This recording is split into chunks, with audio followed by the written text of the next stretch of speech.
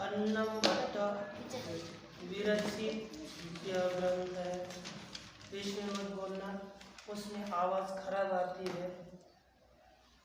इसलिए जब प्रश्न हो प्रश्न करिए, कोई समस्या नहीं, बीच में व्यर्थ नहीं बोलना चाहिए।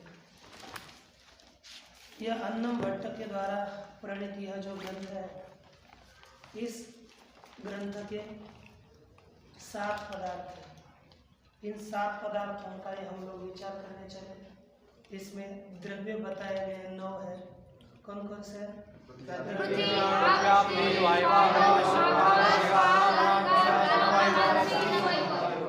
9 द्रव्य हो गए। और गुण 24। बोलिए।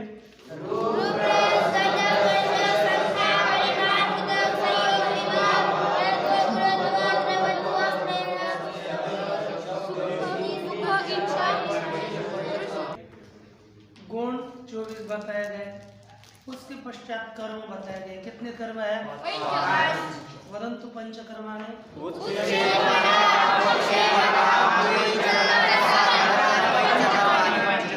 एकदम जैसी पंक्ति वैसी करना। अच्छा, परम अपरम चेति सामान्यम उत्तम। पश्चात क्या बताया? सामान्य का वर्णन होने के बाद तीन दोषों का विचार किया। पहला दोष कौन सा? उसका लक्षण क्या है?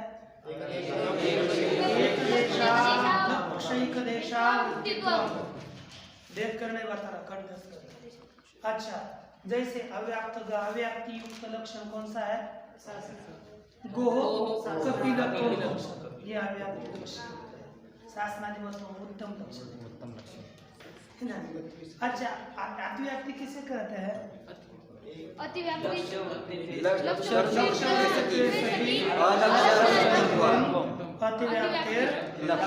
क्या बोले? अतिव्याप्ति का लक्षण लक्ष्य वृत्तित्वे सति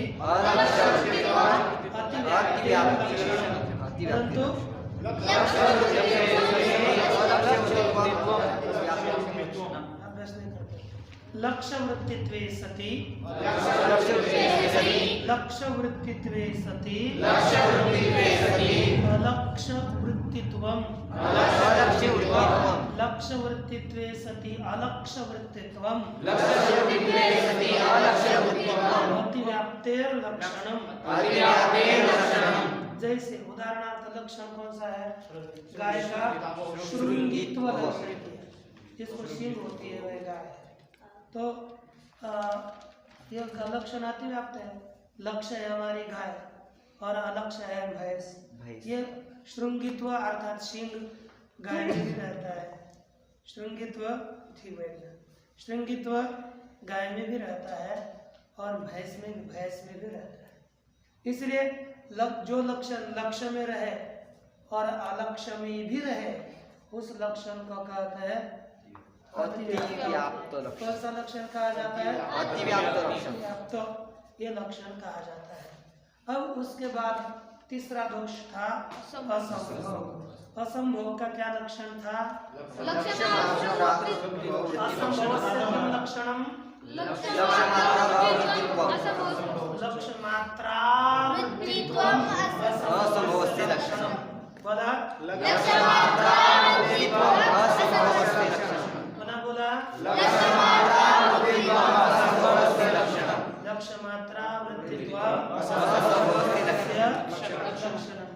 इस तरह से हम लोगों का कल ये विचार हुआ।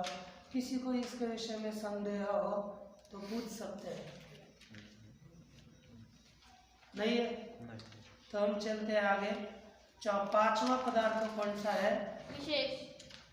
सामान्य विशेष। सामान्य विशेष। क्या कौन सा पदार्थ है? विशेष। विशेष पदार्थ वह है नित्य द्रव्य वृत्तयो विशेषास्त्वनन्ता एवं। एक पंक्ति है, क्या है? नित्य द्रव्य वृत्तयो विशेषास्त्वनन्ता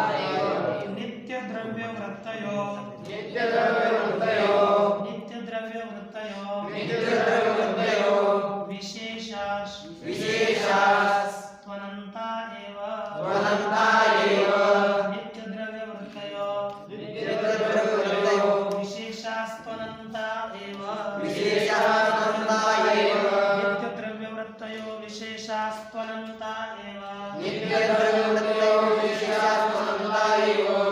त्वानंतायो क्या होगा?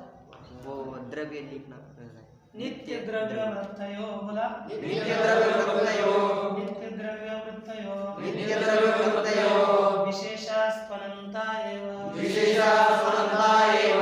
इसका सरल अर्थ है नित्य बोलना नहीं, नित्य द्रव्य में रहने वाली विशेष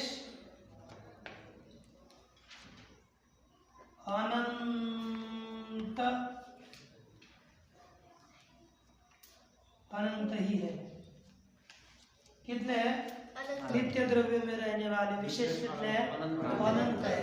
क्योंकि नित्य द्रव्य अनंत है तो विशेष भी अनंत है। मैं आपको बताता हूँ, देखिए पृथ्वी एक है, द्रव्य कितने हैं?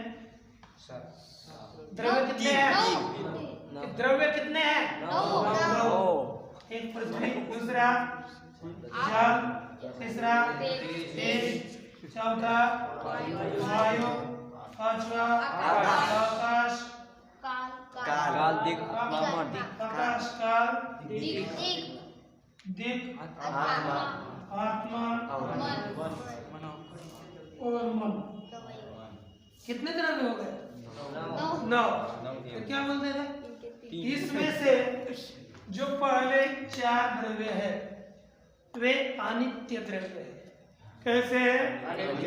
इनका भाग टुकड़ा होते होते होते ये सब परमाणु तक पहुंच जाते हैं।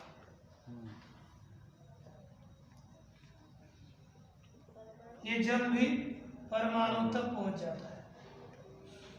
परमाणु को नहीं जानते हो तो बता दो, ये भी परमाणु तक नष्ट हो जाते हैं। ये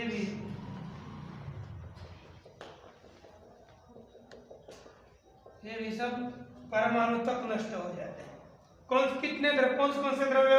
पृथ्वी द्रव्य, जल द्रव्य, तेज द्रव्य और वायु द्रव्य। लेकिन आकाश एक ही है, परमाणु नहीं। आकाश व्यापक एक है, काल है व्यापक है, एक है, दिशा भी व्यापक है, एक है, लेकिन आत्मा व्यापक है लेकिन बहुत है। आत्मा है ना, आत्मा अनंत आत्मा है। और जितने आत्मा है यह मन उतने अनुमन है। जितने आत्मा होंगे उतने मन। एक ये समझ लेना, और ये जो ये मूल है ना, ये ऊपर के 4 यह अनित्य द्रव्य है। क्या है? अनित्य द्रव्य। और इससे भिन्न ये परमाणु क्या है? नित्य द्रव्य है। परमाणु क्या हो गए? परमाणु का कभी नाश नहीं होता। परमाणु किसे कहते हैं? सुन लीजिए। जालांतर्गते भानौ दृश्यते यत् सूक्ष्मं रजः तस्य षष्ठतमो भागः परमाणु रित्य विधीयते।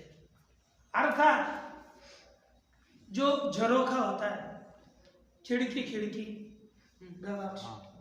दिन में सूर्य का प्रकाश उसके अंदर से थोड़ा किवाड़ के छिद्र से, खिड़की के छिद्र से अंदर आता है, तब उस प्रकाश में ऐसे छोटे छोटे कण उड़ते हुए दिखते हैं। कीड़े नहीं, कण उसमें धूलि के कण दिखते हैं। उसका नाम है त्रेणुक। उसको त्रेणुक कहते हैं।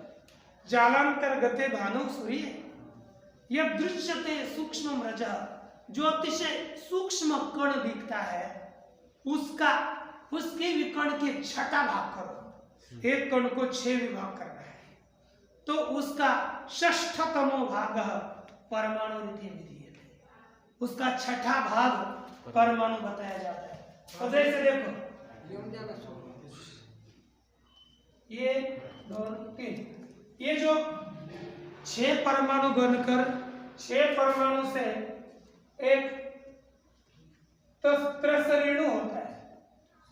उसका 6 का 3 रेणु है और इसका छठा भाग होगा तो इसे कहेंगे परमाणु। इस तरह से यह परमाणु का कथन किया। अब ये देखिए इतने परमाणु कितने पृथ्वी के करोड़ों परमाणु होंगे, आप जाओगे अरे पृथ्वी कितनी है उसके कितने परमाणु होंगे, अनंत है। जल के भी परमाणु उससे अधिक व्यापक जल है, एक आतरता के जल तो उसके कितने परमाणु होंगे। ये तेज का भी उससे व्यापक, वायु उससे व्यापक, कितना सब तो इसके परमाणु कितने अनंत। ये भी आकाश एक ही है लेकिन ये नित्य बहुत हो गए ना, ये सभी नित्य है नीचे और उनमें क्या को रहने वाला जो विशेष है उनमें क्या होता है, विशेष रहता है, इनमें विशेष रहता है और विशेष भी कितने हैं, अनंत। सभी नित्य एक एक द्रव्य में एक एक परमाणु में एक एक विशेष रहता है, एक एक विशेष रहता है। इस तरह से नित्य द्रव्य में रहने वाले विशेष है और वे अनंत है। इसलिए अब इनका हम लक्षण बताते हैं, श्लोक बाद में बताएंगे।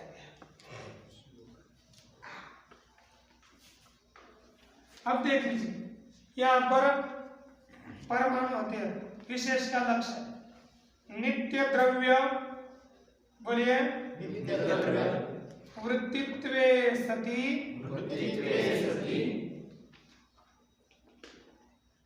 नित्य द्रव्य वृत्तित्वे सति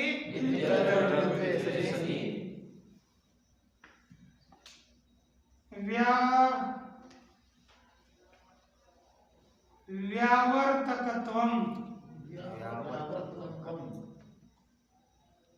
नित्य द्रव्य वृत्तित्वे सति व्यावर्तकत्वम बोलो था ना, नित्य द्रव्य वृत्तित्वे सति व्यावर्तकत्वम विशेषस्य लक्षणम। न्याय ऐसी चीज है व्याकरण बोलने से आते हैं, न बोलने से नहीं आते उसको, और आप मुख्य बैठते हो। बोलिए नित्य द्रव्य वृत्तित्वे सति व्यावर्तकत्वम विशेषस्य लक्षणम। नित्य द्रव्य वृत्तित्वे सति व्यावर्तकत्वम विशेषस्य लक्षणम है ना। अब ये देखिए बाबा ह्या व्यतिरिक्त दिलंय का पुस्तकाच्या दर्शन जे दिलंय ते आता पुस्तकाच्या व्यतिरिक्त दिलंय का? काय आहे पुस्तकात? पुस्तक नाही काय नाही। दर्शन आहे सती नित्य द्रव्य वृत्तित्वम विशेषत्वम अन्यत्वे सती नित्य द्रव्य वृत्तित्वम विशेषत्वम अन्यथा से अनंत त्रिस के है जरा आपने क्या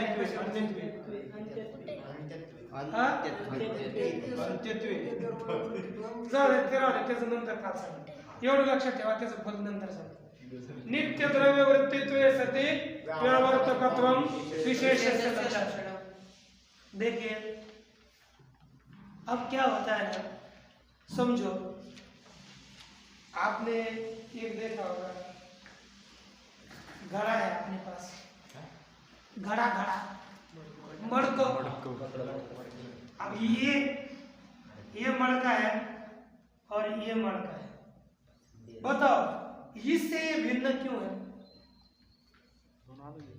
हाँ क्यों है बताना, कारण चाहिए कि नहीं? कहा कि इस घड़े से ये घड़ा अलग क्यों है? क्योंकि इस घड़े के अवयव और इस घड़े से इस घड़े के कपाल अलग है। ये दो कपाल इसके अलग, इसलिए घड़ा भिन्न है। कपाल अर्थात इस भाग को कपाल कहते हैं, खापर। और देखो आप बोलोगे ये इससे अलग क्यों है ऊपर वाले से? ताकि इसके अवयव अलग है ना। ये किसी मिट्टी से बना होगा, करते करते करते करते हम 3 रेणु तक आ गए। कहा कि ये त्रसरेणु, ये त्रसरेणु, ये त्रसरेणु, ये अलग अलग है। कहा कि ये भी अलग अलग क्यों है?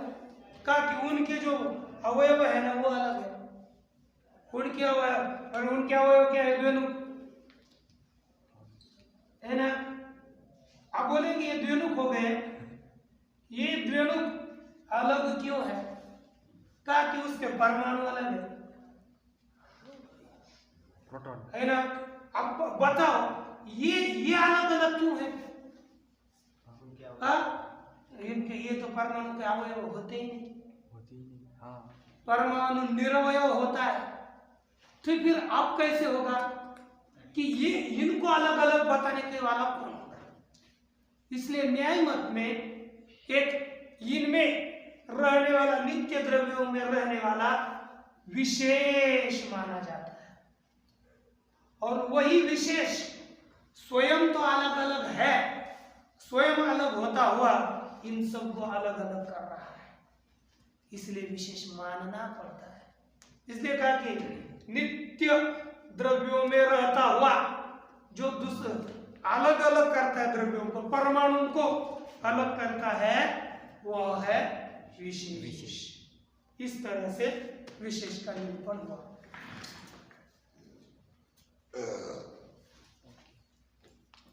अब विशेष के पश्चात आता है समवाय। क्या संबंध आता है? तो बोलिए समवायस्त्वेक एव, समवायस्त्वेक एव, समवायस्त्वेक एव, समवायस्त्वेक एव, समवायस्त्वेक एव। मूल में तो इतना ही लिखा है, समवायस्त्वेक एव। समवाय तो एक ही है, समवाय तो एक ही है कि नहीं? मराठी में होगा समवाय तर एकच आहे, इतना ही है। और कुछ पद प्रत्यय में भी नहीं लिखा, लेकिन हम इसका लक्षण बताते हैं। देख लीजिए, नित्य संबंधत्वम समवायस्य लक्षणम। बोलिए नित्य संबंधत्वम समवायस्य लक्षणम, नित्य संबंधत्वम समवायस्य लक्षणम, समवायस्य लक्षणम, नित्य संबंधत्वम समवायस्य लक्षणम, नित्य संबंधत्वम समवायस्य लक्षणम, नित्य संबंधत्वम समवायस्य लक्षणम, नित्य संबंधत्वम समवायस्य लक्षणम। नित्य संबंध को समवाय कहते हैं। समवाय का क्या लक्षण है? नित्य संबंध। देखो, कुछ संबंध अनित्य होते हैं और कुछ संबंध नित्य होते हैं। जैसे मेरे हाथ में पेन है, पेन का मेरे हाथ से संबंध हो गया, नित्य है कि अनित्य है? नित्य है, प्रतिदिन रहता है। थोड़ी देर बाद नहीं रहेगी, थोड़ी देर बाद नहीं रहेगी, अगर सोते समय नहीं रहेगा, ऐसे में तो नहीं रहा, इसलिए वो संबंध अनित्य है। कैसा है? अनित्य संबंध है। लेकिन ये कपड़ा है, कपड़े में जो सफेदी है धागों में, वो कैसी है? नित्य। 2 दिन के बाद निकल जाएगी? नहीं। अर्थात ये इस वर्ण का, ये सफेदी का इस कपड़े के साथ कैसा संबंध है? नित्य संबंध है। जिनका जो नित्य संबंध को हम कहते हैं समवाय, और ये संयोग है। और ये संयोग है, संयोग कैसा है? अनित्य संबंध है। और ये समवाय कैसा है? नित्य संबंध है। मैं आपको बता देता हूँ, हम थोड़ा मजे भी करने से आनंद से चलते हैं ना। लक्षण इतना किया, क्या? संबंधत्व। क्या किया? संबंधत्व। कैसे लक्षणम? समवाय। कितना लक्षण किया? बोलिए संबंधत्वम समवायस्य लक्षणम। कितना लक्षण किया? संबंधत्वम समवायस्य लक्षणम। कितना लक्षण किया? तो जो संबंधत्व जिसमें रहता है, अर्थात संबंधत्व ही समवाय का लक्षण है। तो इस 2 लक्षण में क्या दोष होगा? अनित्य संयोग भी। देखो, संयोग भी संबंध है कि नहीं? संयोग संबंध है कि नहीं? बोलिए ना, बोलना चाहिए। आप हमको बोलिए, हमको मुखिया आदमी बिल्कुल पसंद नहीं है। बोलना है लेकिन चिल्लाना नहीं, बोलना है। बोलिए, ये संबंधत्व किस में रहता है? संयोग में भी रहता है और मुंडी नहीं हिलानी, मैं बोलता हूँ। किसमें संबंधत्व रहता है? संयोग में भी रहता है और समवाय में। हमने किसका लक्षण किया? समवाय का। लक्ष्य कौन है? समवाय। लक्ष्य कौन है? समवाय। और अलक्ष्य कौन है? संयोग। कौन है? संयोग।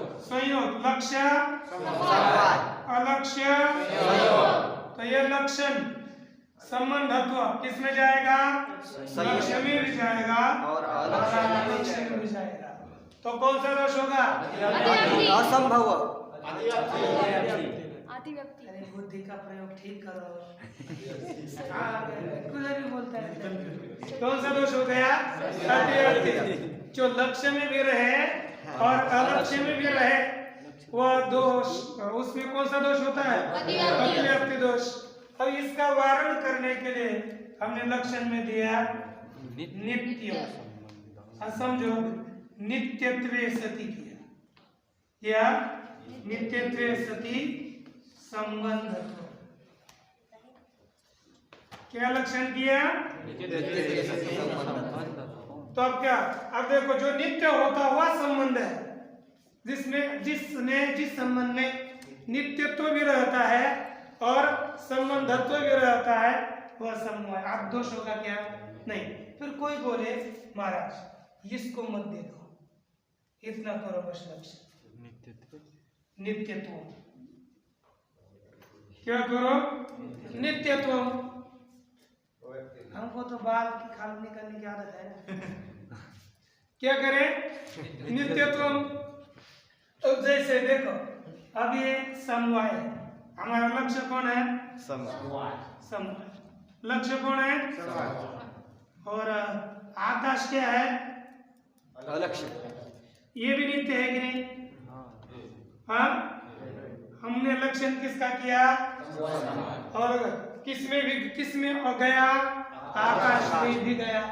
तो ये नित्यत्व समवाय में भी है और आकाश में भी है। नित्यत्व लक्ष्य में और अलक्ष्य में दोनों में रहने के कारण कौन सा दोष हुआ? अतिव्याप्ति दोष। उसका वारण करने के लिए क्या पद दिया? संबंधत्व। आकाश में संबंधत्व है क्या? नहीं, आकाश में आकाशत्व है, संबंध में संबंधत्व है। तो आकाश में लक्षण नहीं जाएगा। तो समवाय संबंध का क्या लक्षण हुआ? बोलिए, बोलिए ना,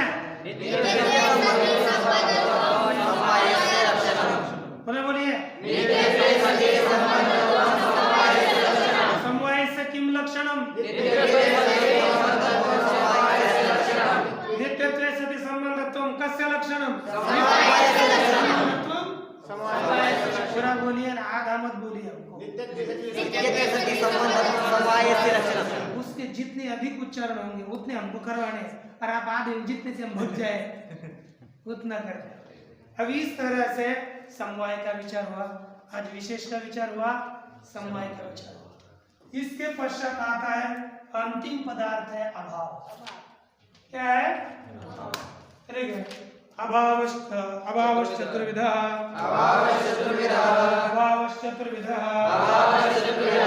प्रागभावः, प्रध्वंसाभावः, अत्यन्ताभावः, अन्योन्याभावश्चेति। अभाव चार प्रकार का है। कितने हैं? कौन कौन सा? अभाव यानी अभाव। चतुर्विध का अर्थ है चार प्रकार का, विध का अर्थ है प्रकार का। अभाव कितने प्रकार का है? कौन कौन सा?